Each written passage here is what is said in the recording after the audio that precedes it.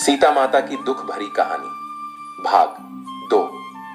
भक्तों, आप सीता माता की कहानी सुन रहे हो। अगर आपने सीता माता की कहानी का पहला भाग नहीं देखा है तो पहले आप पहले भाग देखें, क्योंकि अगर आप पहले भाग नहीं देखेंगे तो आगे की कहानी समझ में नहीं आएगी। इसका लिंक मी आपको डिस्क्रिप्शन में दे रखा है। जैसा कि अपने पहले भाग में देखा कि राजा जनक सीता माता को अपने घर ले आते हैं और उनका लालन और पालन करते हैं और फिर वो बड़ी हो जाती है। अब कहानी में आगे क्या हुआ सुनो। सीता माता का स्वयंवर और विवाह।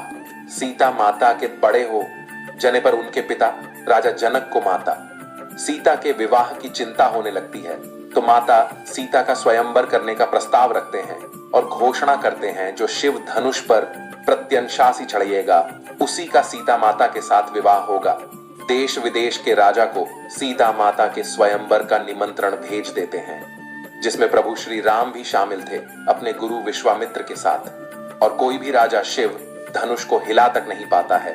प्रभु श्री राम शिव धनुष को उठाकर उस पर प्रत्यंशा चढ़ाते हैं।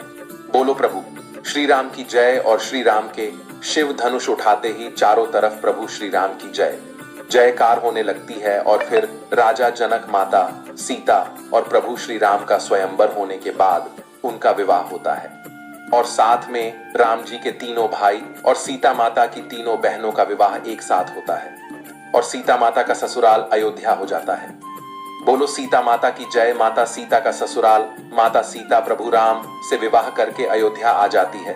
अयोध्या में सीता माता का बहुत आदर और सम्मान किया जाता है और उनकी सास माता कौशल्या, माता कैकेयी, माता सुमित्रा और ससुर राजा दशरथ सीता माता से बहुत स्नेह करते हैं और माता सीता अपने ससुराल में बहुत खुश थीं।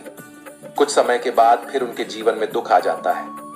जब प्रभु श्री राम के राजा बनने की घोषणा होती है तो मंत्रा माता कैकेयी के साथ मिलकर षड्यंत्र रचकर प्रभु श्री राम को 14 वर्ष का वनवास और भरत को राजा बनने की बात राजा दशरथ से बोलती है। क्योंकि राजा दशरथ ने माता कैकेयी को वचन दिया था, इसलिए राजा दशरथ का विवश रहे। माता सीता का वनवास। माता सीता प्रभु श्री राम जी के साथ वनवास को चली जाती है। वनवास में जाने के बाद माता सीता के ससुर जो कि राजा दशरथ हैं, राम जी के वियोग में उनका स्वास्थ्य खराब हो जाता है। फिर उनका स्वर्गवास हो जाता है, जिसकी सूचना पाकर माता सीता को गहरा दुख लगता है। कुछ समय बीतने के साथ माता सीता वनवास में भी प्रभु श्री राम और अपने देवर लक्ष्मण के साथ वनवास में खुशी खुशी रहने लगती है। इस तरह वनवास में भी उनके 12 वर्ष खुशी से बीत जाते हैं। तभी उनके खुशी भरे जीवन में फिर नजर लग जाती है रावण की बहन शूर्पणखा की। उसकी नजर वनों में भटकते हुए प्रभु श्री राम पर पड़ती है।